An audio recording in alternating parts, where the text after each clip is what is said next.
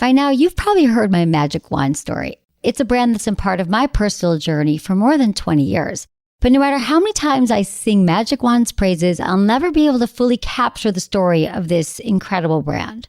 Well, now journalist and author Kate Sloan just completed a limited audio series documenting the history and impact that Magic Wand has created over the last 56 years. It's called Making Magic.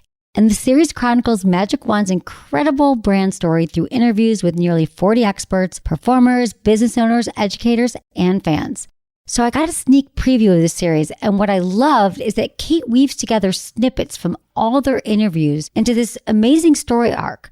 She covers Magic Wand's journey from appliance store massager to its legendary influence on culture and sexual independence, and it's all just fascinating. The first episodes of Making Magic are available now at makingmagicseries.com or on all popular podcast platforms. Just search for Making Magic or visit makingmagicseries.com today. Thanks for listening to Sex with Emily. On today's show, I'm bringing you a mashup of past shows for some sexual resolution inspiration. I want to make 2019 the best year of sex for all of you. There's always room to grow, even for me. So Happy New Year and enjoy the show. Into his eyes. They're the eyes of a man obsessed by sex. Eyes that mock our sacred institutions. Bedroom eyes, they call them in a bygone day. Hey, Emily, you got a boyfriend? Because my man E here, he just got his heart broken. He thinks you're kind of cute. A girl's gotta have her standards. Oh my. Do women know about shrinkage? Isn't it common knowledge? What do you mean, like laundry? It shrinks? Can we not talk about sex so much? Are you kidding me? Oh my God, it feels so good. Being bad feels pretty good. But you know, Emily's not the kind of girl you just play with. You're listening to Sex with Emily. We're talking about sex, relationships, and everything in between. Check out our site, sexwithemily.com, for some more inspiration and to help you have better sex. And you can also find me on SiriusXM Monday through Friday from 5 to 7 Pacific, 8 to 10 East on SiriusXM, Stars Channel 109, for some more sex talk. And I take your calls every single night. So give me a call there if you'd like. Get your own subscription to Sirius. Try a free 30-day trial, sexwithemily.com/SXM. You can also find us on all social media at Sex with Emily across the board. I look forward to seeing you there. It's the new year coming up in just a few days, so Happy New Year, Menace. Happy New Year. And I'm very glad to be here with you. So I know, do you have any another year resolutions? together. This show, is all about your resolutions. So sexual resolutions or relationship resolutions. Mm-hmm. How is your relationship going right now? Are there things about it that you might want to change? Or maybe if you're single, you're thinking, gosh, in 2015, I just love to start dating again. So we're going to talk about some ways to get yourself out there and to make some resolutions that will really improve your life. So Menace and I met, if you just want a little history, people, I don't know if they know this, but like it was 9 years ago. I started this podcast 10 years ago in my living room, just as an idea. I'll interview people about sex because I wanted to learn more. And I got a call from the program manager at Free FM, and they said, hey, do you want to do a live show? I'd never been in a radio station. I'd never done anything. Nothing. So I was like, cool. I go in. Menace was assigned to the board, board operator. And we met, and I didn't know what I was doing being on the radio. I didn't know how to, I might have swore a few times and done some things wrong. Menace was pulling his hair out. Yeah, because he wanted to kill me. You didn't know, this is right after, the whole Janet Jackson stuff where, the FCC was really hammering down on any, sexual content, any kind of stuff like that. And here comes Emily, who does not read any of the FCC guidelines. No, I had to take anything. a test. Yeah, but I'm sure you didn't really pay attention to the test. Well, kind of. And here I'm the person that handles the button that cuts out all your the dump button, all the stuff. And this is how Emily would go. She would want to say blowjob on the radio, and I would go and I would hit the button because you can't say that, and it would cut out her saying blowjob. And what would she do on the air? She would say, what, I can't say blowjob? And I would have to hit the button again. What the F, lady? You know what's so funny about that, though, is that, I remember I did a show on masturbation, and they said you can't say masturbation more than once every 15 minutes. So I had to come up with these euphemisms for masturbation. Yeah. But the funny thing is, being on Loveline, we say, blowjob, come on your face. I mean, we say everything that we couldn't say then, we can totally say on Loveline. Yeah, and, I mean, it's a lot more relaxed.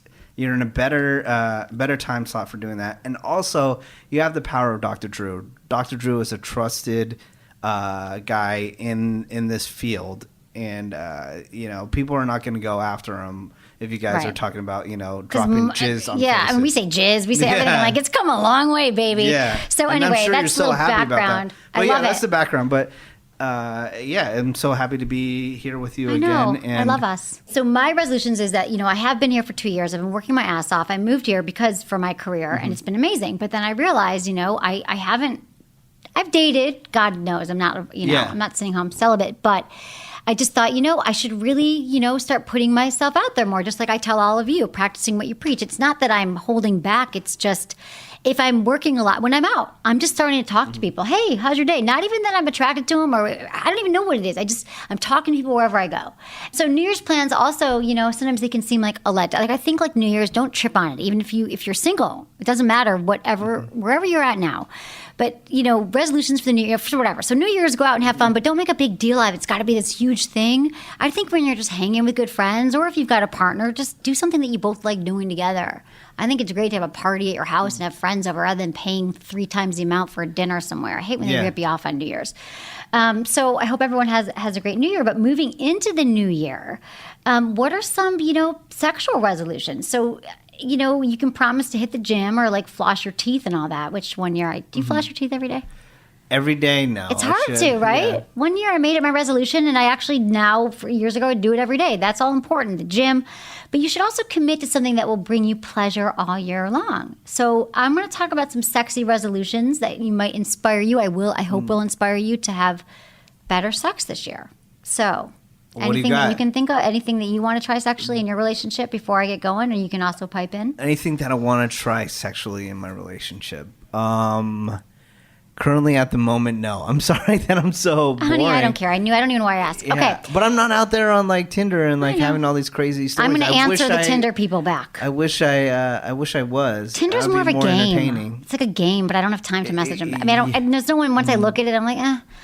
Okay. But just so I can get in on the game, I swear I talked about this on the last podcast I was with, that I was on with you, was I want to be like Spider-Man on Tinder or something like that, and just see like what they say. Okay. To me? Huh? To my no, message? just like in general, see what women. It's funny. Let's It's a do good that. time. Let's do it. You just sign up. Become a chick right now. All right. Okay. So one of the first things I think is really important is that you should sleep with people who make you feel good about yourself.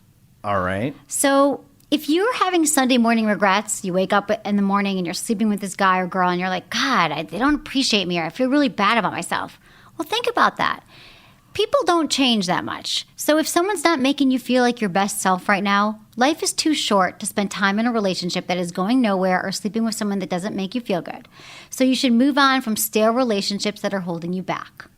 I think that's one resolution that you should all make. Also, commit to safer sex. I feel like people aren't using condoms these days. They just aren't. They say they were. Like, I feel like our No. generation was like AIDS, scary, whatever. Yeah. People just don't. And you know what? If you know that sex is going to happen, you should be prepared for it. You probably planned on using condoms, and then you had a few too many drinks or something, and your partner didn't have any, or you didn't have any. And I think even if you're a woman, arm yourself with condoms that you actually like and you feel good about.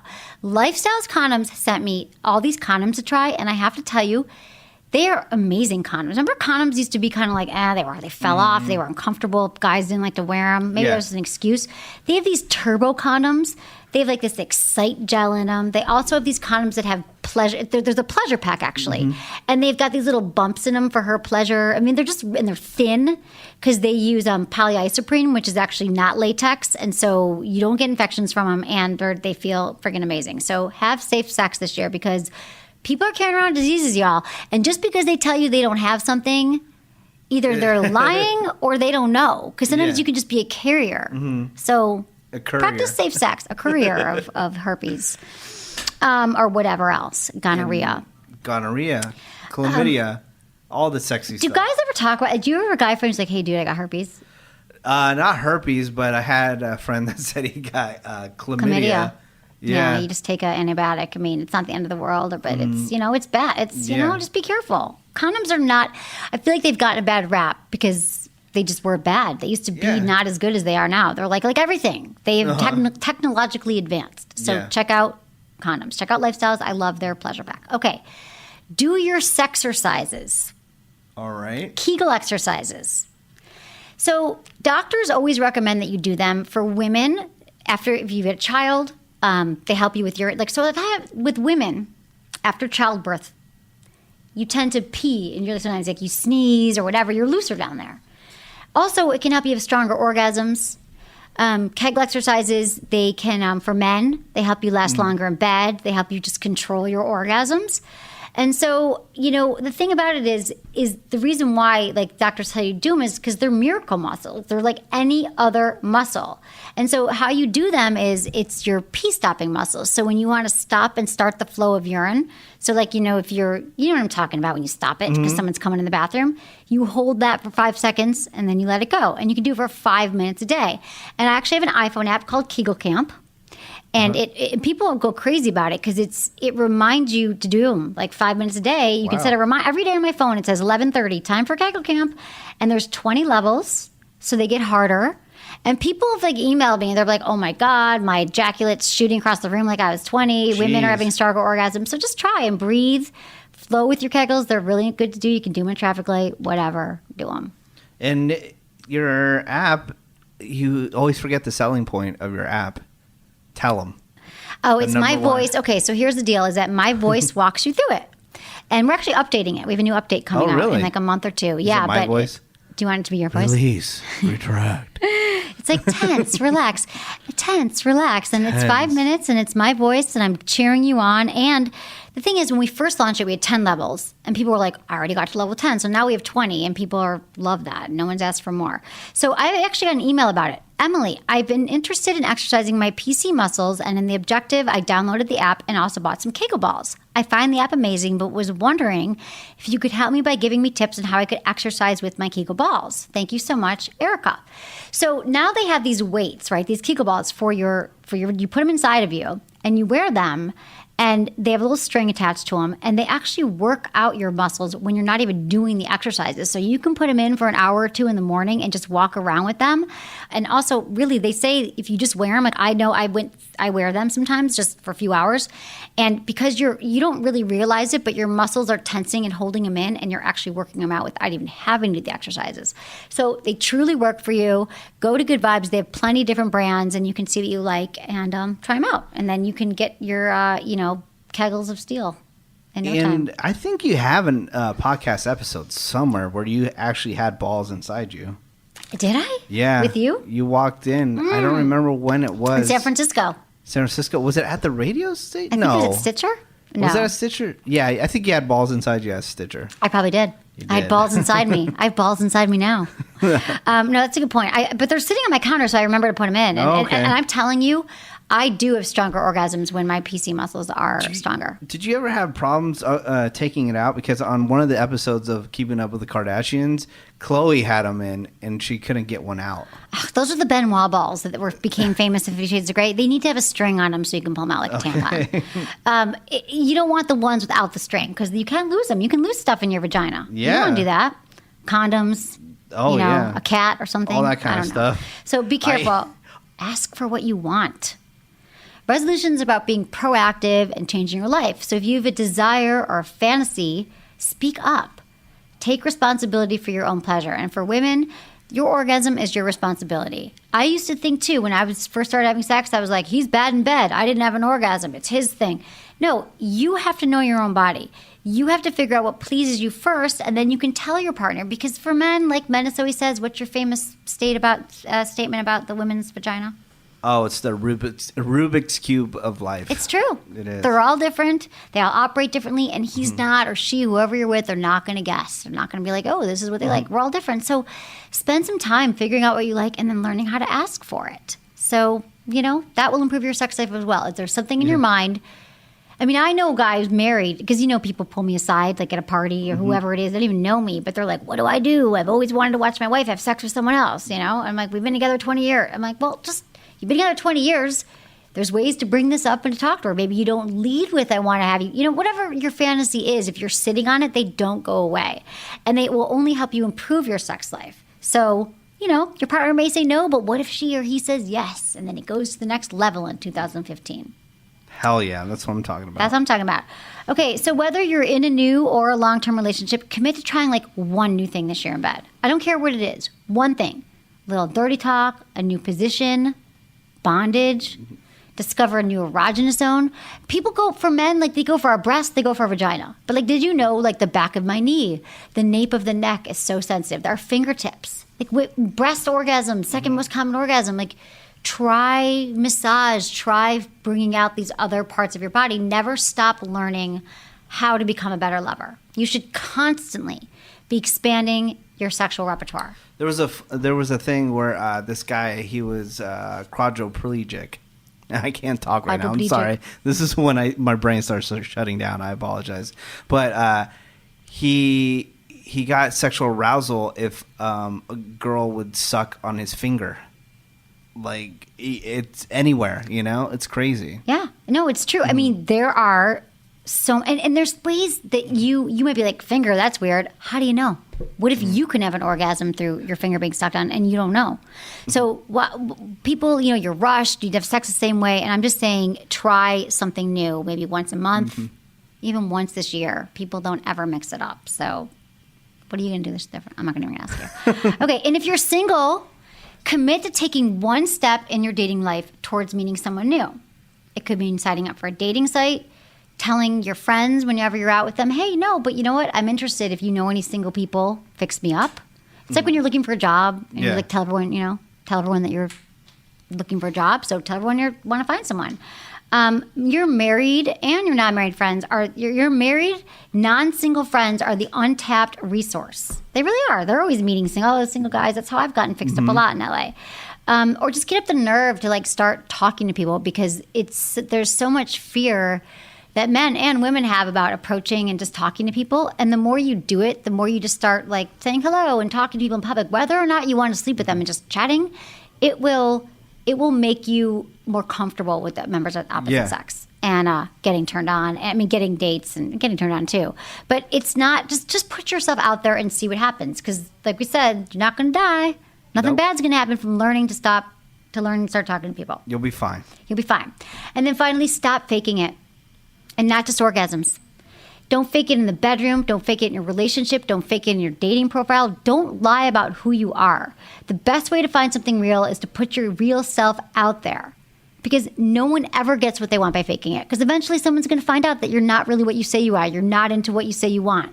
So, if that means saying goodbye to your almost relationship because you know that you need more, if that means speaking up because things aren't working in the bedroom, do it. And of course, don't fake your orgasms. That is just disservice to all. Guys, you're sending the wrong message. And you're sending the wrong message to men or whoever your partner is, because you're saying that, hey, that felt really good, but it doesn't feel good. So don't fake it. And I'm wishing everyone a happy new year. And good luck with the resolutions. Have a great year, Emily. It's been another great year with you, Menace. Keep doing your thing. I'm doing my thing. You keep doing your thing. All right. I love you so much. Thanks, Menace. Let's talk a little bit sex in the news, because this is great for everybody in the new year. If you're still having weird feelings about, being single or about dating apps, let me tell you this. If you're newly single, here is the best day to start swiping. So they say the anxiety and the stress that's imposed by the holiday season, we've got these social obligations, nosy relatives, too much family time, booze, gifts, all this stuff. We break up with something. We might realize, you know what? I don't want to be with this person anymore, or I'm just miserable with my family. You just sit there with a drink in your hand, watching them interact with your family. Like, right. what am I doing with this person? Right. You're like, so January, terrible. New Year's resolution, I'm going to start dating again. Dating companies actually look forward to January's surge in membership. It reminds me of gyms. Do you ever belong to a gym? And in January, I just freeze my membership every January because you can't even get in. It's a all waste. The newbies are there. The worst. Well, it's kind of like that with dating, but this is a good thing. Because people are so disappointed from the holidays, their butt is kicked into high gear. So they're starting to date online. And what they say is that, so based on trends from previous years, Match.com is confident they'll have the highest traffic on Sunday, January 8th, 2017 at precisely 8:49 p.m. Eastern Time. They should be more specific. The company sees a 42% spike in new singles looking for love during the dating season, which they say spans from December 26th to February 14th. Everyone wants to date for Valentine's Day. Tinder, they're not as specific, but they say that last year's data, shows that they were up at this time of year, and there's a bump in matches and all that. This is like the sexual Black Friday. It is the sexual Black Friday. Like Jack Friday. So I'm just saying, I did a show, I guess it was late in December, but I was talking about my experience dating this year and how I actually took time off, and now I'm back on the apps. I talked a lot about swiping and my little tips for how I've learned to, like, I've been doing Bumble and Tinder. Appreciate that, Em, because know this, all right? What? You're sitting across from a guy who's never swiped a thing in his life. I've never swiped. I've never had the opportunity to swipe. Except for, like, your because ATM card. All came along after I was already married, which is fine. I'm happy. I'm happily married. Got a kid. I'm excited, and life is good. But believe me when I tell you that I'm a little bit jealous that I didn't get to try the swipe. It's fun. You just swipe, and then you go on a date, and you have a good time, and there's so many options. But I think it's detrimental to. Let me tell you something. I could just swipe and it doesn't go anywhere. Just for me. You can use mine. Oh, when just a bunch of dudes though. Yeah. Here's the thing, though. I want to say this thing about Tinder because Tinder said this, so it must be true. But I also think it's true. What they said is that I just read this. It said that Tinder is not necessarily just a hookup app like everybody thinks. Well, of course they say that because they want more business. No. But what I'm telling you, where'd this go? It says they should have like a virgin app. Like they have virgin alcohol, you know, I think they do. Like a virgin margarita. I want a virgin swipeable, so I could just swipe just to see what it feels like. I can't find it, but what it's saying is you're right. I think they have freaking apps for people who own horses, farmers. I swear to God, farmers only. Farmers only. But like, I think that like. First of all, I think Tinder made a resurgence. I think that nobody's going to make you sleep with someone. You're going to be like, oh, well, I went on a date. I got to have sex with them. You get to decide. Yeah. And I know a lot of people finding relationships on all the apps. However, the ladies, especially the ones that are a little bit more demure maybe or a little bit more innocent, I think if a lot of guys go on Tinder, guys that I know that I talk to, they think of it as a hookup app. And they think that if a chick is on there that she's down for like a one-night stand. Okay, but like he could think that all he wants, but if you're a woman, don't feel pressured into it. Right. Limit your alcohol. No one is expecting anything. And in fact, he'll probably respect you more if you don't give him a blowjob in the car on the first date. A little bit more. No, my friend used to call it a blowjob dispenser. He's like, every girl just gives me a blowjob. But you don't have to, and he's a douchebag anyway, whoever said that. My guy said that. So don't worry about it, and just find the ones that work for you. It's like a bar. Like, I couldn't tell you what bar to go to because I don't know what you're into and where to go to listen to music. Yeah. So play around with them. Have a good time, and everyone's online. Enjoy your freedom. Yeah. Okay, so we can move on to some emails. Another reason why it's going off and popping off is because people who are newly single, probably, especially the ladies, don't want to become mid-February. Well, this is the thing. They say the spike is through Valentine's Day. Yeah. See? And there was desperately searching. I know. Like you girls are like desperately searching to like beat the February 14th deadline, whereas guys are much more short-sighted and they're desperately searching to beat the 2 a.m. deadline. Exactly. Bars, right? Much more short-sighted. You guys are much more but long con. There was a Sex in the News last month that actually said, I believe that men are more concerned about being single around the holidays and women obviously more around Valentine's Day. Huh. And Valentine's Day to me is like, we're going to have to do a bunch of fun stuff this year on Valentine's Day because it's like my year. Valentine's Day. Yeah. So my Michigan accent comes out. Because it's your year? Why is it your year? No, I'm just saying people always like, what's your busiest time of year? I'm like, Valentine's Day. I feel like it's like my Santa Claus. Yeah. I love Valentine's Day because I love, with my listeners, we do such fun things. We do giveaways and contests and we give you tips. But whether you're single or not, we give you tips for all that stuff. Hi, Emily. I have a question for you. Duh. I said, duh. I know I'm probably the exception, but until recently, I've always been a relationship kind of person. All of a sudden, I'm very intrigued by a guy I'm chatting with on a dating website. Beside the fact that I've been alone for way too long, my question is, how does a girl feel safe letting a guy she barely knows into her home, much less into her bed? The whole risk of being physical with someone new is scary enough, but with someone I know could have been with someone different every day of the week is something, well, I never considered doing before. Check this out, Anderson. I was raised with Dr. Drew. He scared the living crap out of me for the past 28 years or so. Realistically, I know when we have penetrative sex, we'll use condoms, but not for oral. But feeling safe, letting him into my home where everything I love is scary. Please help. Thanks, Lisa, 45 from Los Angeles. Lisa. So when she says that Dr. Drew has scared her, I didn't listen to Loveline before I was on it. So I'm assuming what she's talking about. Well, I did. They didn't have it in Michigan growing up. I didn't. My brothers and sisters listened to it, and I thought it was garbage. But my question is, and you were on it for 20 years, like I didn't know. What I'm assuming that she's referring to, because she's 45, is that back in the day, 10, 15 years ago, when everyone started dating like on Craigslist, right? That there was a lot of safety issues. That there still are, right? But and she said he scared the crap out of her. So is she talking about STDs? Is she talking about like letting a stranger into your home? Do you know? Who knows? I mean, Drew scared the hell out of me too. Working scared with all him of us. every night for 17 years. I was scared to even have a kid past my age because he was always telling me what a douchebag I'd be if I had a kid when I was older. If you listen to Drew, he will scare you out of life itself. I actually asked this, here's a fun fact about Drew because he's a worrywart. I asked him one day because I didn't have insurance for a while and he was really shaming me. And I said, what would you do, Drew, if you knew that tomorrow you weren't going to have insurance for the entire day? He said he would lock himself in a closet and not move for the full 24 hours. So take everything he says with a grain of salt. Okay. The man does kind of live Okay. Well, I know, but I'm just quietly. wondering. I'm just wondering what she. I mean, I can assume he was probably like, be careful. Let your friends know where you're Towards at. the end, Drew was all about online dating. At the beginning, this is when he was with Corolla. He would talk about how it was dangerous, and then Corolla would come in and talk about only losers would date online. Well, there all used that to be a stuff, stigma. yeah. That is so Totally gone. different. And Drew is, but I don't remember him like warning people, like be very, very careful any more Well, than you would on any I'm kind of just date. curious if there's something I missed. So, Lisa, here's the deal. I totally get your concerns and worries because they're still real. Like, this is a stranger, and you don't want to bring him back in your home. But here's something that I've learned lately that was like the best tip I actually got from a date. Before your first date with somebody, FaceTime with them. Yes. It used to be Skype, but FaceTime with them because people can be great online. They can be great texters, great wordsmiths. I love a guy with a witty text. Woody. Oh, I don't want That the was a witty slip. text. I want a witty text. But, you can find out if there's a little chemistry. You can just see if they're like not a serial killer. And then I would also meet them out. How do you do that, Em? Like, you just I make sure, don't like, if you're know. FaceTiming, you make sure there's not like You're skins right. hanging on their you walls. can tell there's no skins and there isn't No, like, like baby He's skeletons. not wielding a knife. Meet him out in public first, multiple times until you feel comfortable. Yes, if you're really worried, let your friends know where you're going. You can have one of your friends. Now with GPS, you can have your friend track you. What is the thing on the iPhone where they're like track where I'm at or whatever? Find friends. Find friends, really? Yeah. So I'm saying like don't invite him into your house. Meet him for coffee. Never ever invite. I still go out with guys a few times. I don't let them pick me up. Like I meet them out. So when you're ready to have them over, be safe about it. Let a friend know. Have a neighbor in the loop. Have an alarm system. Tell your friends. And definitely get tested.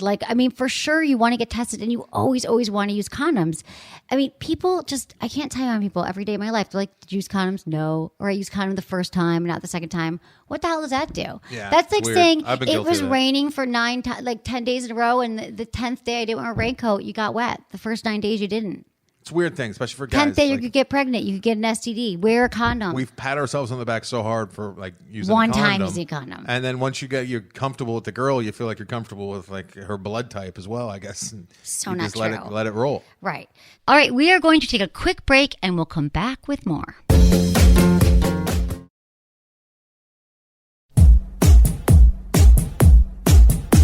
Oh, happy holidays, everyone. It's almost, hope you all had a great holiday. It's almost the new year. I am here with my deputy, Jamie. Hello. My deputy of hipness, coolness, sex, goddess, Jamie. I just like being a deputy. She just wants to be deputy. I do. She's everything. She does a lot here. Jamie's been here for 3 years? 2 years. 2 years. Feels like 6. 2 years and some change. I love Jamie. Jamie's been on the show with me a bunch. She's responsible for a lot of the amazing content you see everywhere. That's Sex with Emily. So, Jamie, thank you for all your hard work and efforts. She's blossomed before my eyes. She's been here for 2 years, and she started as a little intern. She was so You're so cute. sweet. Now she's all grown up, taking over things. So, Jamie, I'm glad you're here with me today because it's come towards the end of the year, and it's been a big year for everybody. Yeah. And specifically for sex and relationships. And I thought we could kind of do an end of year roundup real quick and then answer some emails, help the people here, Oh, yeah. I'm totally down. talk about some resolutions going forward. Because I don't know. I'm not like a lot of people, the holidays are an interesting time. I think there's a lot of people who get more, emotional or sad over the holidays. It can be, hard being away with family and all that stuff. I don't really have that as much as I do. The end of year makes me I really do make an effort to think about, I really do make an effort to kind of look at the last year and take inventory of like what happened this year. Because a lot of times we're all going so fast, especially you see me. Oh, yeah. It's fast. There's a lot. And You're I'm like, moving constantly. I know. I even come in the office and move. I'm like, I'll be at this desk. I'm going to go to this desk.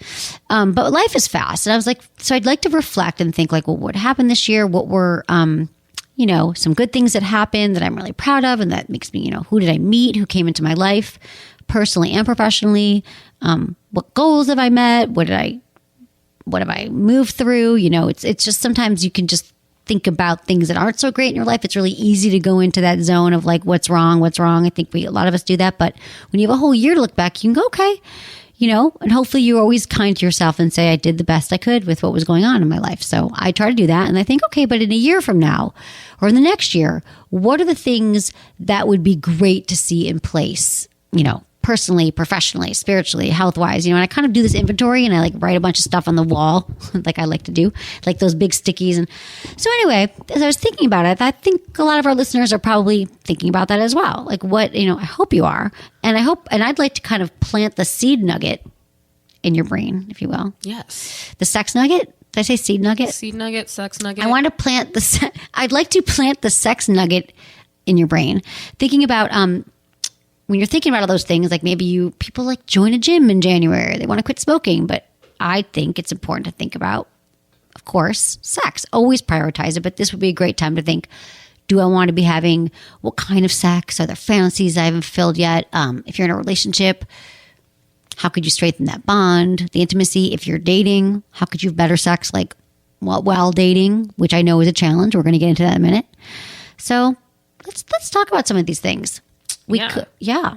And I think you're right though too. Is that a lot of people, especially people that get into relationships, or even if you're single, they don't really think about ways to improve their sex life. They just treat each new partner, each new thing. Like if you're single, they treat each new partner as like a new thing, and they don't really think about like, well, what could I do to make sure that this is good sex or better sex? And then people in relationships just fall into a routine, and they know that they're gonna have sex, but then that's why things start to get stale because you got to change things up. You got to really think about it. What made your best sex moments the best? Oh, made your bad sex moments bad. Like think about why these things made you feel this way. Exactly. Right. Like what was the bad and what was the good, or what was the most pleasing sex and not pleasing sex? It's funny because I was thinking about the shows we did with the guys talk sex show, which is so fun. And I remember asking those guys and I was like, well, what was the best sex you ever had? I love asking people that. In fact, that was one of the first questions I used to ask people when I started the show, because I was always like, what does great sex mean to you? I mean, I really was like, when you say you had the best sex, tell me what that means. I was always like, break it down, And so asking, though, it was interesting that those guys were like, the similar thread to all of it was sort of unknown. It wasn't planned. It was spontaneous. Mm-hmm. It was fairly new partners, alcohol involved. It was kind of spontaneous sex. And I thought, it's interesting because a lot of what we talk about is keeping sex great in a relationship is you got to bring that spontaneity back and that newness. And so I thought that was interesting though. But I also think it changes over time. So the guys were in their 20s. I wonder if they have the same answer 10 years from now. And so when I think about it, like some memorable sex, might not be the kind of sex that I would want to have now, for example. What would be great sex to me? So a good question to ask yourself is, what was the best sex I had this year? Mm-hmm. And what would I want to see happen, in the future? What was the worst sex? So I was thinking about, we could highlight perhaps I'd like to, should we get into that now? Yeah, no, I mean, I think it's, I agree. I think it's like people tend to think of the best sex they ever had, but they don't think of this year. Like think about the year, just the year. Because my best sex ever did not happen this year, but from this year, I can pull out the best sex of this time. If you focus on stuff like 7 years ago, that was the best sex, you might even try to reenact that, but it might not even be the best for you anymore because it was 7 years ago. But if you think about something in a year, it kind of makes it a little more tangible. Right. It's a little more anecdotal maybe when you look back on stories like from years ago. You're like, oh, it was really fun. It was crazy. We were at this, rooftop party. We had sex outside or whatever your great sex was. And as you know, being a sex and relationship expert, I think people assume I always have amazing sex, and I'm going to come clean here and tell you that I don't always have amazing sex. I do my best to make it better, but if I think about my high and low this year, or talk about this year, I did. I had some sex that was just not great, and then I had some amazing sex. So what was your best sex? Should we start with the best? Let's start with the best, and then we'll contrast it. My best sex this year a really memorable sex. Oh, it kind of had all the elements we're talking about. My best sex was at Wanderlust. You have to come next year. Wanderlust was that really cool festival I did in Tahoe this summer, and I talked for 2 days about sex. It's like a huge yoga festival. And they do it in like a bunch of different exotic cities, and it's just a lot of people running around like scantily clad doing yoga, and like a lot of healthy, happy people. Obviously they're doing yoga all day, and I actually did the one sex track, so I did 2 days of sex, and it was intense. Like, you were not there, unfortunately. We had Lark there, and we had Ken that came in from Jersey, part of our team, producer Lark, and then my friend Heather, who does some work with us, was there. We rented a house, and I was preparing to speak, and it was a lot of work because, of course, I changed my mind at the last minute. We were rewriting it, and it was amazing. I loved it. In fact, their talks are going to be on the Wanderlust podcast, and we'll promote it in a few months. So it was a grueling week. It was a lot of togetherness with the team. We all bonded. It was great, but also intense. And it was 5 days where I thought I would have time to do yoga and go hiking and do all the beautiful things you do in Tahoe, set at the foot of this amazing mountain. But there was a lot of work. So it went until Sunday. We were there like Wednesday till Sunday. I gave my last talk Sunday at about 2. It was over at 3. And the one thing, besides yoga, all the classes were done, but the one thing I wanted to do the whole time was to take the tram to the top of the mountain, and there was a pool party that was going on the whole time. Oh my like God, at the top of the mountain, right? Everyone's like, "Oh my God, have you been to the pool party?" I'm like, "I have no time to party." So I looked at Lark. I was like, you know what? We have an hour left till we have to leave and go to our flight. It's open for another hour. I think the pool party went till 4 and it was like 3. I'm like, let's just go for an hour, check out the top of the mountain, have a drink. We've been working our ass off. So we get to the top of the mountain. It's beautiful, going up, up, up. Have you ever been, Tahoe? Over the mountains? I want to go. And in the summer, bad. It's so beautiful. The gondola. Is it gondola or tram? It's both. Tram, gondola. It's tram. It's tram. Tram, gondola. Huh. So you're in Tahoe, you go up. It's beautiful. You've been to ski resorts in the... Yeah, I mean, I've been to like... I'm wildly Mammoth. gesticulating at you right now. Okay, so I went up the mountain and we get there and it's like, oh, it's so beautiful and the air was perfect. We walk over to the bar and they're like, nope, sorry, we're shut down. Party's ending. And I was like, oh, but you don't understand. Like we just got to the top of the mountain and there were still people like scantily clad in the pool and like music. He's like, nope. And I was like, you know me. I was like, come on. Like anything, like I'll pay you. I've got like I had like a dildo. I'm like, I'll give you a vibrator. He's like, nope, no more beer. I'm like, oh my God. Okay, that's fine. And so I sat down with Lark and we're just looking and we're like, oh, it's fine. And then I was like, well, I should get a picture because we hadn't taken many pictures and it was a beautiful view. And Lark's like, well, you should just go over there. And she was exhausted. She'd been on her feet all day. She's like, just walk over there and like take a picture from that cliff. So I walk over to this cliff and of course I'm wearing like 2-inch heels or 3-inch heels and I'm like trying to get over these rocks to take this beautiful like outlook picture and as an overview picture of the entire city. Mm-hmm. And I walk over and this guy comes up to me, puts his hand, he's like, hi. He's like, can I help you? Where are you going? And I said, he had like a beer in his hand. And I said, give me your beer. I didn't say that, but I thought that. And he's like, let me help you. I said, I got to take a really great shot from here because I have no shot since I've been here. And he's like, let me help you. And he like put his hand on and he guided me and he took a bunch of pictures and he was just like, I liked him and he was cute. And he was like, what are you doing? I said, I've been working the whole time and I just need a really good picture from here. And I'm leaving in an hour. And he's like, don't leave. I'm with my buddy and we've got like a party to go to and it's been really fun. And he was really cute. Like I'm like thinking, how am I meeting someone? Like it literally, I think I had walked away from Lark and maybe 15 seconds had gone by and this guy comes up to me. I walk back to see Lark and it turns out our flight ends up being canceled. We go and get, dinner and drinks with him and he's got a really cool friend and we're all hanging out and it just like all fell into place. He was really kind. He was really attentive. He was just like interesting and interested and he's very attractive. And we ended up getting a room, all shared a room. And he was two of my favorite things. He's a trained massage therapist and you and the massage therapist. Dude, you're right. That's my second. You know what? This is date a massage therapist, but that's not what is his main thing. He did it on the side and he meditates, but he meditates and he's like a healer. All of those things not a hippie great. though. And he was so great. And everything I told him, I was like, I like when you touch my shoulder. And then he kept touching it. Or I like when, and I was just very able to communicate with him. And I felt like he understood what my body needed. And I understood what he needed without being able to speak. I instantly felt safe with him and connected in a way that is difficult to explain only when you look at it against like the bad sex of the year. And you're like, oh, I get it. I get it when you're not really connecting. Someone's not listening to you and you're not jiving. So we like had a good energy. We still text. He's not my future, whatever. But it was like this moment of like, and it had those elements like we talked about with the guys, it was spontaneous, didn't know it was going to happen, didn't know him. He was kind of a stranger, but felt instantly safe and was like, had amazing hands. And that doesn't happen all the time. No. I mean, everything was comfortable. We showered together and it was a really fun, unexpected evening. So that was my best sex. Oh, I like that. It's a good one. Oh, yeah. I want to go to Wanderlust. Hopefully, we'll run into. You'll come him next again. year. Okay, so James, so here's how we can kind of learn maybe best and worst. So I would have to say that was my most memorable sex of the year. So if anyone I've slept with this year is listening, you're great too, babe. I can only name one.